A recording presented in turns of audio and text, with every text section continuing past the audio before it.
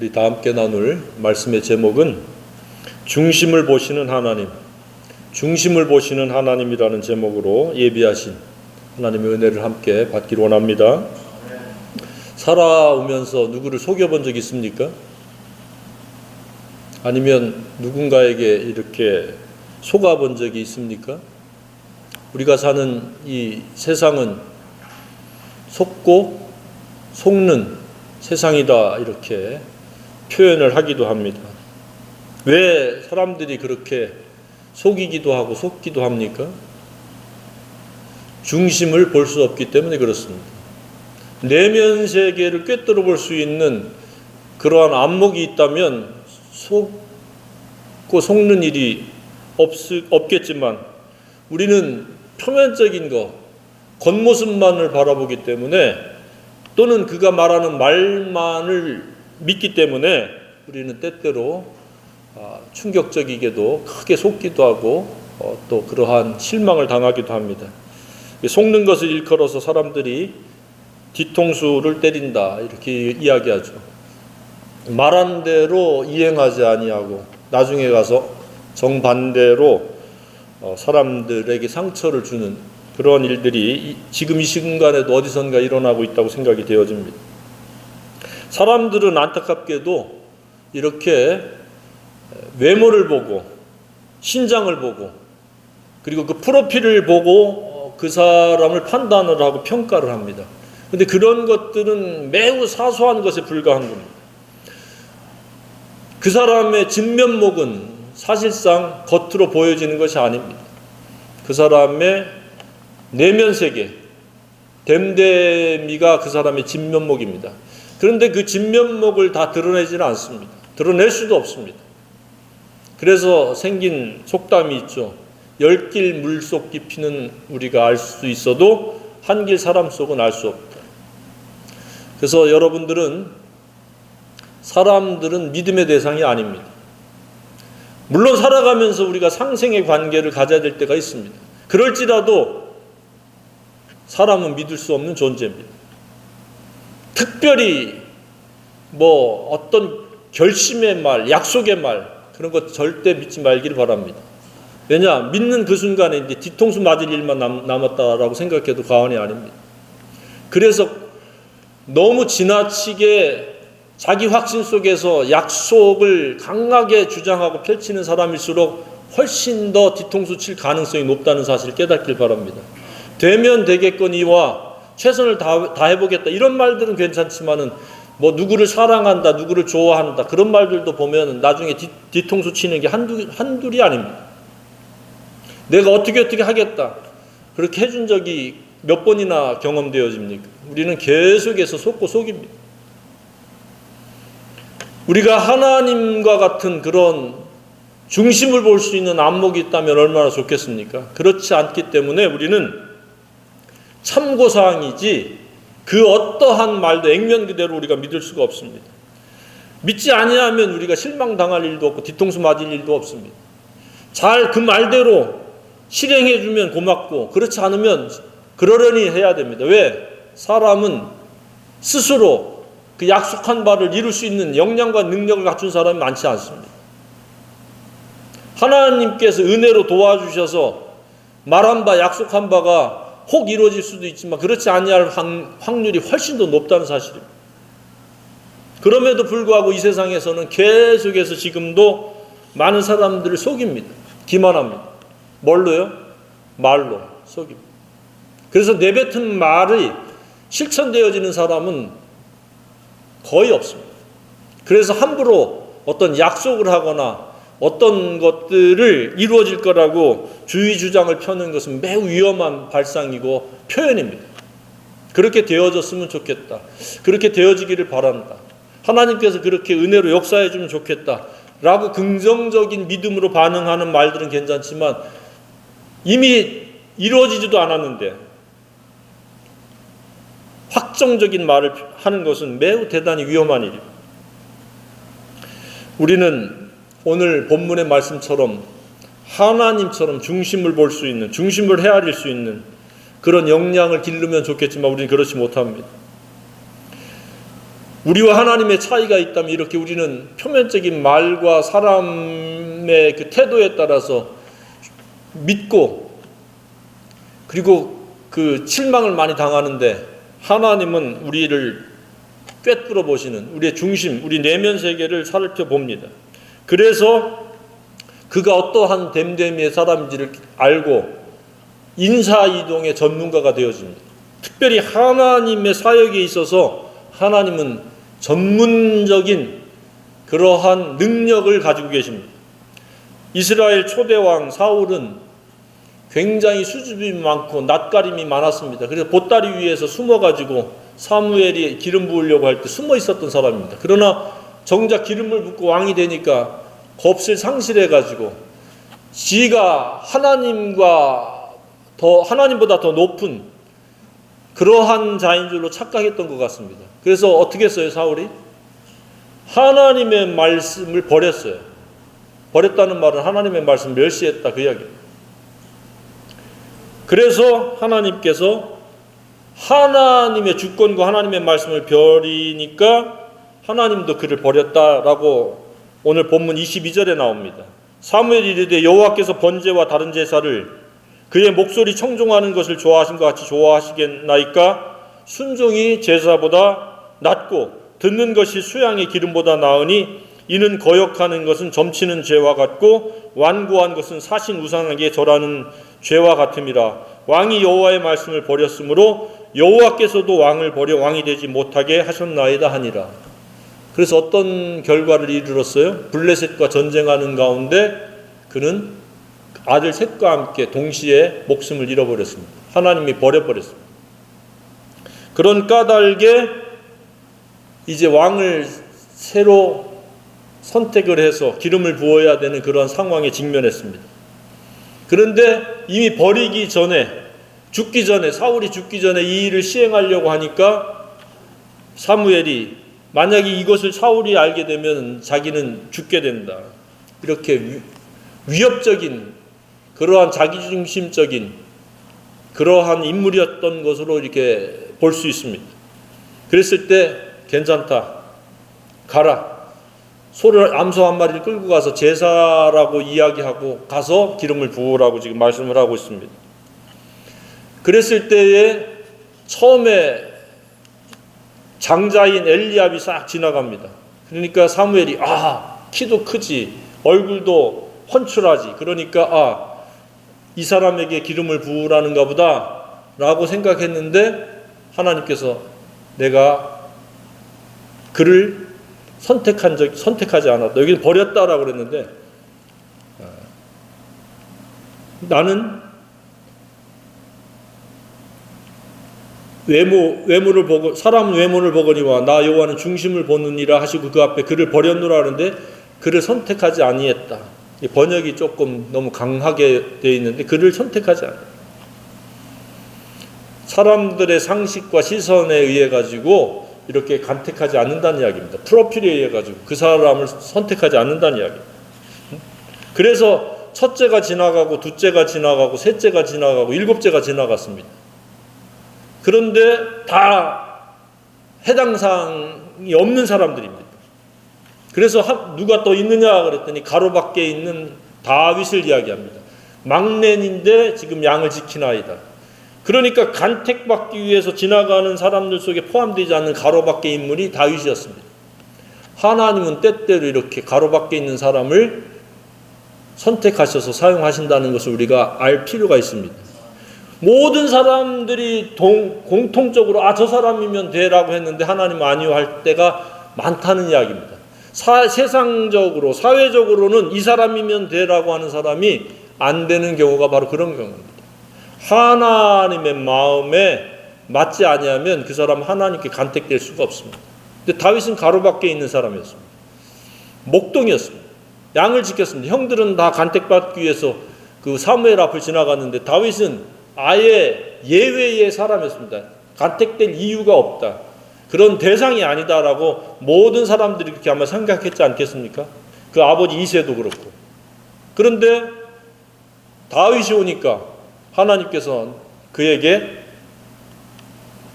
기름을 부으라, 왕으로 세워라 라고 지금 말씀을 하셨습니다. 얼마나 놀라운 일입니까? 모든 사람은 엘리압이 되는 줄 알고 사무엘 선지자조차도 엘리압인 줄 알았는데 제일 막내요 가로밖에 있었던 다윗을 선택한 겁니다. 우리는 이 시사하는 바를 깨달을 필요가 있습니다. 우리는 중심을 보아야 됩니다. 하나님은 다윗에 대해서 어떻게 말씀하셨습니까? 내 마음에 맞는 자라. 하나님의 마음에 맞는 자는 그가 막내이든 그가 목동이든 아랑곳하지 않고 하나님이 간택하셔서 그에게 놀라운 사역을 위임하신다는 사실입니다. 저와 여러분도 하나님이 선택하실 만한 그런 하나님이 중심을 보실 때 그 우리의 중심이 내면 세계가 하나님의 마음에 맞는 자이길 소망합니다. 하나님의 마음에 맞는 자란 누굽니까?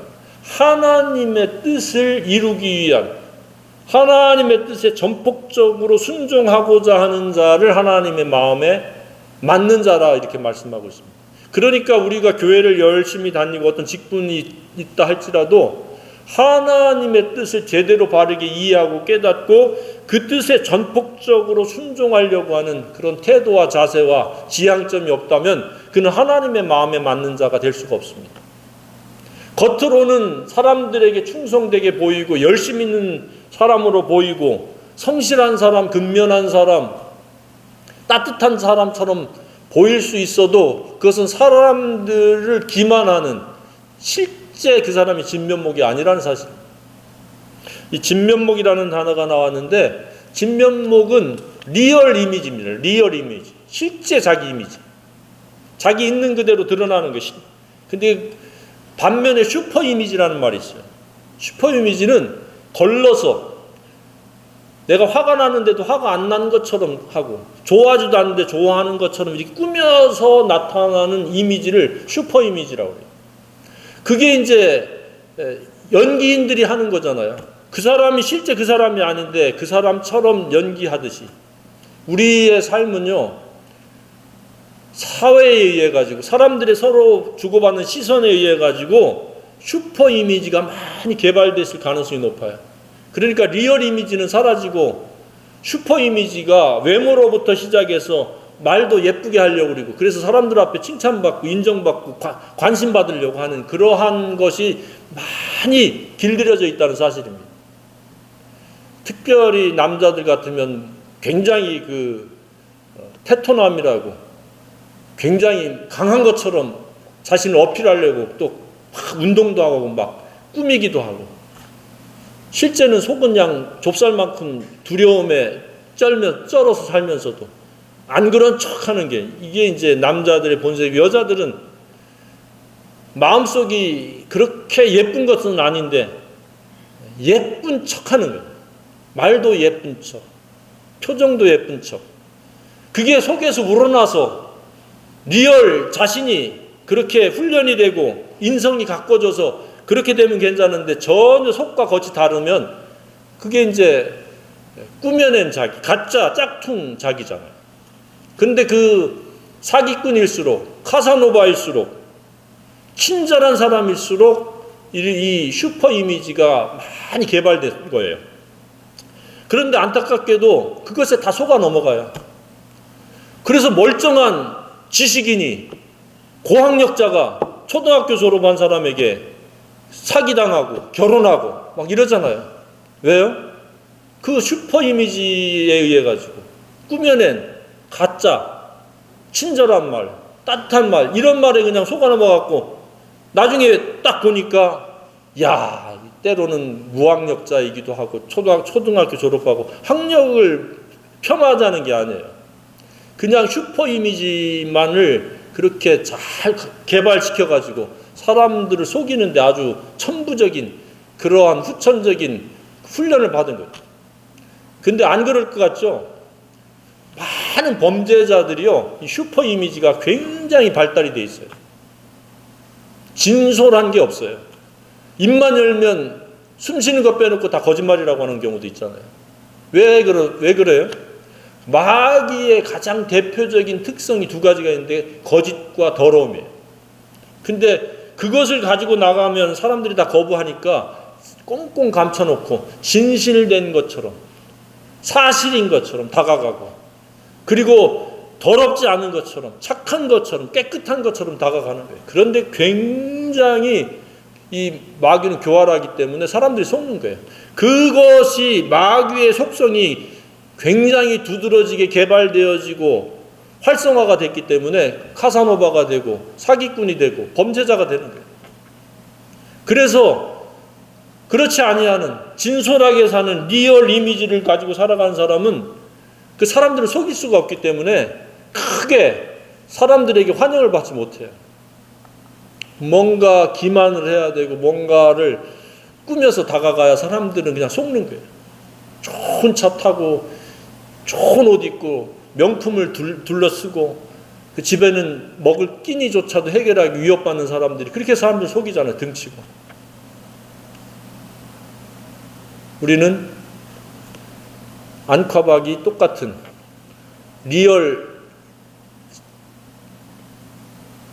리얼한 그러한 삶을 살아내야 된다고 믿습니다. 성령의 사람으로, 성령으로 말미암아 말하고 듣고 행하고, 내가 개입이 되면 우리는 마귀의 속성이 개입이 되기 때문에 우리도 그러한 것들을 부분적으로 연출할 수 있어요. 진솔하지 아니야.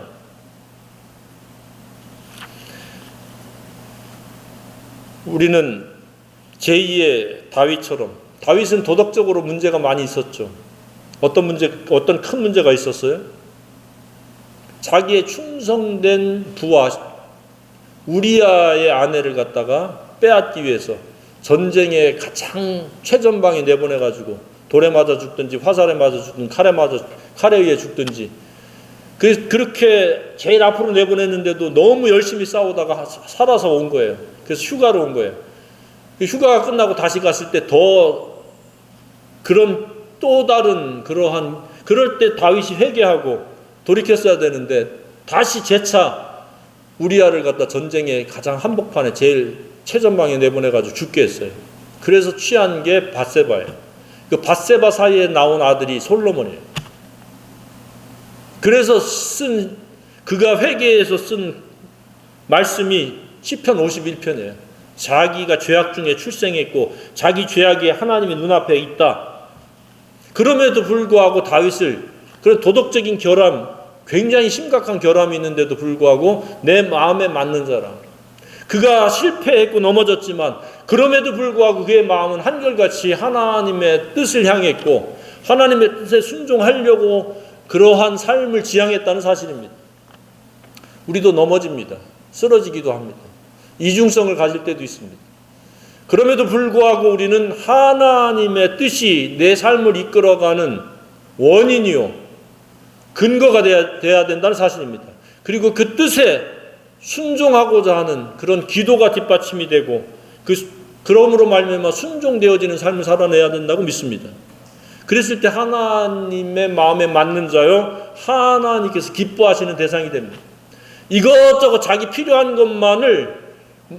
것을 따라서 살다가 가끔 하나님의 뜻에 순종하는 척하는 것은 하나님이 다 중심을 보시고 아시는 겁니다. 그런 삶은 오래가지 않습니다. 반드시 하나님의 두려우신 손에 빠져든다는 사실입니다. 하나님을 기만하거나 하나님을 만연히 여기지 말길 바랍니다. 우리가 혹시 이중적인 삶, 슈퍼 이미지로 사람들을 기만했다라고 하면 즉각 성령이 비춰주실 때 회개해야 됩니다. 그리고 리얼한 그대로, 있는 그대로를 표현할 수 있는 그런 저와 여러분이 되기를 소망합니다. 그것도 성령에 의해서 훈련해야 됩니다.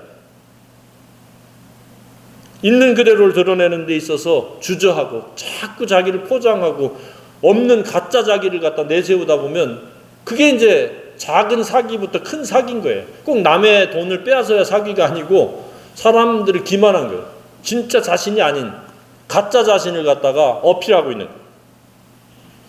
그래서 겉으로 드러나는 것을 지나치게 꾸미려고 하지 말길 바랍니다. 수수하게 있는 그대로. 그러면 삶에 있어서도 그렇게 되는 거예요. 그런데 슈퍼 이미지에 길들여진 사람들은 자꾸 자기를 포장하려다 보니까 계속해서 얽히고 설키고 꼬이게 되는 거예요. 경제적으로도 그런 거예요. 리얼 이미지로 살아가면 분수 생활을 하는 데 있어서 익숙한 거예요. 나는 내가 있는 가진 걸 가지고 자족하고 만족하면서 사는데, 슈퍼 이미지에 길들여진 이 사회에 내가 부응하려고 하다 보면은 뱁새가 황새 따라가다가 가랭이 찢어진다는 말이 있듯이 그렇게 되어져요. 정직하지 못하게 살아가는 거예요. 근데 이 사회는 그런 사람들을 요구하고 있는 거예요. 어떤 공사를 따내기 위해서 외제차를 몰고 가지 않으면은 그 공사를 수주할 수 없다고 그렇게 들은 적이 있습니다. 예전에 목회할 때 신방을 갔더니만 그래요. 자기가 고급차를 타니까 미안했는지 내가 묻지도 않은 말을 막 하더라고요. 공사 하나를 따내러 가더라도 어떤 차를 몰고 가느냐에 따라서 대접이 달라지고 그런 결과가 달라진다, 그렇게 얘기를 했습니다. 세상은 그렇게 돌아갈지라도 우리는 리얼 이미지, 있는 그대로 살아갈 수 있기를 소망합니다. 그래야 우리가 하나님의 인도하심을 받죠. 내가 꾸며낸 나를 자꾸 앞세우다 보면 가짜 나이기 때문에 사람들에게 선한 영향력을 끼칠 수가 없습니다. 가짜인 내가 어떻게 선한 영향력을 끼칠 수 있겠습니까? 진솔하게 다가가도 사람들이 들을까 말까 하는 세상에 이렇게 포장하고 저렇게 포장하고 이렇게 꾸며내고 그런 가짜로 다가가면 사람들이 모를 것 같아요. 가짜와 가짜끼리 만나가지고 어떤 일이 있겠어요? 반드시 갈등을 유발하게 되고 서로 적대적인 관계로 바뀌는 것은 그렇게 오래가지 않습니다. 근데 신자는 이렇게 우리가 성령 안에서 진솔하게 살아갈 수 있는 그런 계속된 말씀과 훈련이 있지만은, 비신자는 아예 속 사람이 진솔한 게 없어요. 마귀의 속성밖에 없어요. 그렇기 때문에 아무리 자기를 포장하고 그래도 그 마귀의 자식일 수밖에 없는 겁니다. 좋은 삶을 살아낼 수가 없습니다. 거짓과 더러움, 이것들이 이렇게 저렇게 윤리와 도덕과 교양교육에 의해서 어느 정도 포장이 되어지고 어느 정도 커버가 되지만은, 그러나 결정적일 땐 본색이 드러나는 거예요. 우리는 성령에 의해서 가장 좋고 가장 아름다운 것들이 드러날 수 있기를 소망합니다. 지난주에도 말씀드렸듯이 성령에 의한 삶은 좋은 품격이에요. 리얼이지만 좋은 거예요. 왜? 예수의 마음이기 때문에. 그 예수의 마음은 바로 성령에 의한 마음이고, 성령에 의한 마음은 사랑과 희락과 화평과 오래 참음과 자비와 양선과 충성과 온유와 절제가 나타나는 거예요. 잠깐 우리가 모간한 기질이 나타나고 분노를 표출하기도 하지만 회개하고 즉각적으로 다시 좋은 마음에 의해서 아름다운 행실로 바뀌는 거예요. 그래서 그렇게 사는 시간들이 더 점점점 많아지고 길어지는 거예요. 그러다가 또 한순간에 또 과거의 나락으로 떨어지잖아요. 마귀의 속성이 드러나는 거예요. 막 분노를 표출하고, 그 다음에 짜증과 분노와 막 질투와 시기와 미움이 막 교차될 수 있잖아요. 그래서 그런 것들은 즉각 빠르게 내려놓을수록 우리 자신에게 있어서의 큰 유익이라는 사실을 깨닫길 바랍니다. 그걸 꽁꽁 숨겨놓고 그걸 가지고 살아가는 거예요. 빨리빨리 내려놓길 바랍니다. 괄호 밖에 있는 다윗이 하나님께 간택되어서 제2의 왕이 됐잖아요. 예루살렘 성이 지금까지 있는 것도 다윗이 모든 그 건축을 준비했잖아요. 솔로몬이 완성하고. 그렇게 하나님은 다윗을 사용하셨습니다. 저와 여러분도 제2의 다윗처럼 사람들 보시기에는 괄호 밖의 사람일지 몰라도 하나님 보시기에는 우리의 됨됨이, 우리의 중심이 오직 예수로 채워지고 예수의 품격을 이루어가고 예수의 품행이 재현되어짐으로 말미암아 성전을 건축하고 많은 사람을 옳은 대로 인도하는 그런 열매 맺는 그런 생애가 되기를 주님의 이름으로 축복합니다.